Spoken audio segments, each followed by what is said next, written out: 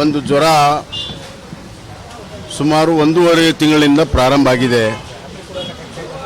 ಮುಂಜಾಗ್ರತೆ ಕ್ರಮವನ್ನು ಆರೋಗ್ಯ ಇಲಾಖೆ ತಗೋಬೇಕಾಗಿತ್ತು, ಡಾಕ್ಟರ್ಗಳು ತಗೋಬೇಕಾಯಿತು, DHಗಳು ತಗೋಬೇಕಾಯಿತು.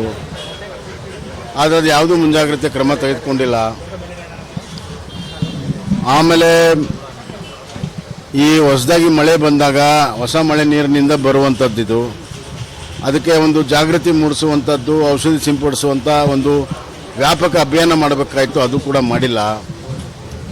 ಆಮೇಲೆ ಡೆಂಗು ಜ್ವರ ಬಂದರೂ ಕೂಡ ಅವುಗಳನ್ನು ಬೇರೆ ಕೆಟಗರಿಯಲ್ಲಿ ಹಾಕಿ ಡೆಂಗು ಸಂಖ್ಯೆ ಕಡಿಮೆ ಇದೆ ಅಂತ ತೋರಿಸುವ ಮೊದಲು ಪ್ರಯತ್ನ ಮಾಡಿದರು.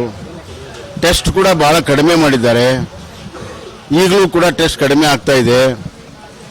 ಭಾಳ ದೊಡ್ಡ ಪ್ರಮಾಣದಲ್ಲಿ ವ್ಯಾಪಕವಾಗಿ ಈ ಬಾರಿ ಆಗಿದೆ. ಅವರ ಅಧಿಕೃತ ಸಂಖ್ಯೆನೇ 7,000 ಇದೆ.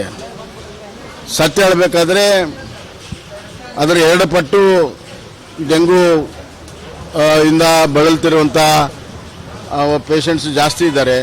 ಪ್ರೈವೇಟಲ್ಲಿ ಭಾಳ ಜನ ಇದ್ದಾರೆ. ಸಾವು ಆಗ್ತಾ ಇದೆ.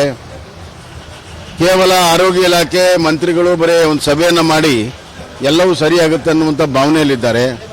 ಅದಕ್ಕೆ ಸಂಬಂಧಪಟ್ಟಂಥ ಔಷಧಿ ಕೊಡಬೇಕು, ಫಸ್ಟ್ ಟೆಸ್ಟ್ ಮಾಡಬೇಕು, ಟ್ರೀಟ್ಮೆಂಟ್ ಮಾಡಬೇಕು, ಆಮೇಲೆ ಔಷಧಿ ಕೊಡಬೇಕು.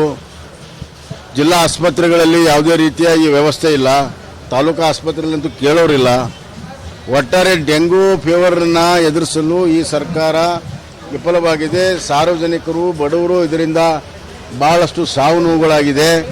ಇದು ಅತ್ಯಂತ ಒಂದು ಚಿಂತಾಜನಕವಾಗಿರುವಂಥ ಒಂದು ಪರಿಸ್ಥಿತಿ. ಕೂಡಲೇ ವಾರ್ ಫುಟಿಂಗಲ್ಲಿ ಪ್ರತಿ ಒಂದು ಜಿಲ್ಲೆಯಲ್ಲಿ ಒಂದು ಟಾಸ್ಕ್ ಫೋರ್ಸ್ ಮಾಡಿ ಈ ಡೆಂಗು ಫೀವರ್ಗೆ ಕೂಡಲೇ ಕ್ರಮವನ್ನು ತೆಗೆದುಕೋಬೇಕು. ಇಲ್ಲದಿದ್ದರೆ ಬಹಳ ದೊಡ್ಡ ಪ್ರಮಾಣದಲ್ಲಿ ಹಬ್ಬಿದರೆ ಮುಂದೆ ಅದು ಬೇರೆ ಬೇರೆ ರೋಗಕ್ಕೂ ಕೂಡ ಕನ್ವರ್ಟ್ ಆಗ್ತದೆ. ಡೆಂಗು ಫೀವರ್ ನಂತರ ಚಿಕನ್ ಗುನ್ಯಾ ಈ ಥರ ರೋಗ ಕನ್ವರ್ಟ್ ಆಗಿಬಿಟ್ರೆ ಭಾಳಷ್ಟು ಜನರಿಗೆ ತೊಂದರೆ ಆಗ್ತದೆ.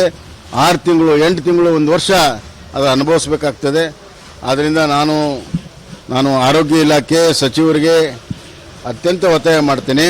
ಇದನ್ನು ವಾರ್ ಫುಟಿಂಗಲ್ಲಿ ತೆಗೆದುಕೊಂಡು ಎಲ್ಲ ಜಿಲ್ಲೆಯಲ್ಲಿ ಏನೇನು ನಡೀತಾ ಇದೆ ಅದನ್ನು ಗಮನಿಸಿ ಅಧಿಕಾರಿಗಳಿಗೆ ಸೂಚನೆಯನ್ನು ಕೊಟ್ಟು, ಡಾಕ್ಟರ್ಗಳಿಗೆ ಸೂಚನೆಯನ್ನು ಕೊಟ್ಟು, ಔಷಧಿಯನ್ನು, ಟೆಸ್ಟಿಂಗನ್ನು ಮತ್ತು ಚುಚ್ಚುಮದ್ದುಗಳನ್ನು ದೊಡ್ಡ ಪ್ರಮಾಣದಲ್ಲಿ ಸಪ್ಲೈ ಮಾಡೋದಕ್ಕೆ ಎಮರ್ಜೆನ್ಸಿ ಅಂತ ತಿಳ್ಕೊಂಡು ಈ ಕೆಲಸವನ್ನು ಮಾಡಬೇಕು. ಈಗ ನಾವು ಇದನ್ನು ತಡೆಗಟ್ಟುತ್ತಿದ್ರೆ ಸಾಂಕ್ರಾಮಿಕ ಆಗುವಂಥದ್ದು ಇರೋದ್ರಿಂದ ಕೂಡಲೇ ಟೆಸ್ಟ್ ಮಾಡಿ ಪ್ರಾರಂಭ ಹಂತದಲ್ಲಿ ಅದನ್ನು ನಿಯಂತ್ರಣ ಮಾಡಬೇಕಾಗತ್ತೆ. ಭಾಳಷ್ಟು ಬಡವರಿಗೆ ಟೆಸ್ಟ್ ಮಾಡಿಸ್ಕೊಳ್ಳುವಂಥ ವ್ಯವಸ್ಥೆ ಆರ್ಥಿಕವಾಗಿ ಸ್ಥಿತಿ ಇಲ್ಲ. ಅದಕ್ಕಾಗಿ ಫ್ರೀಯಾಗಿ ಟೆಸ್ಟ್ ಮಾಡಲೇಬೇಕು. ಸರ್ಕಾರ ಆ ಕೆಲಸವನ್ನು ಮಾಡಲಿ ಅಂತ ಆಗ್ರಹವನ್ನು ಮಾಡ್ತಾರೆ. 7 ಜಾಸ್ತಿ ಇದ್ದಾರೆ.